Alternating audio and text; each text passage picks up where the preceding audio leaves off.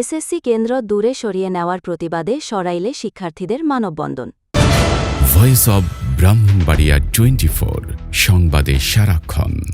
১৫৪ বছর পুরনো ঐতিহ্যবাহী সরাইল অন্নদা সরকারি উচ্চ বিদ্যালয়ের ২০২৬ সালের এসএসসি পরীক্ষার্থীদের জন্য পরীক্ষা কেন্দ্র স্থানান্তরের সিদ্ধান্তকে দুর্ভাগ্যজনক বলে মন্তব্য করেছে শিক্ষার্থীরা।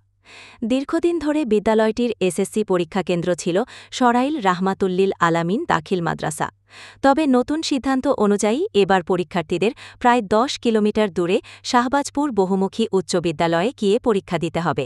এই সিদ্ধান্তের প্রতিবাদে ও কেন্দ্রটি পুনরায় কাছাকাছি কোনো নিরাপদ স্থানে ফিরিয়ে আনার দাবিতে সোমবার ৫ জানুয়ারি ২০২৬ খ্রিস্টাব্দ বেলা ১২টায় সরাইল উপজেলা পরিষদের সামনে মানববন্ধন কর্মসূচি পালন করে এসএসসি পরীক্ষার্থীরা।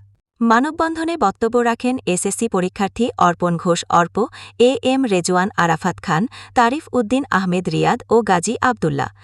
তারা বলেন, সরাইল অন্নদা সরকারি উচ্চ বিদ্যালয়ের সুনাম ও শিক্ষার্থীদের নিরাপত্তা বিবেচনায় নিয়ে দ্রুত কার্যকর পদক্ষেপ নেওয়া জরুরি।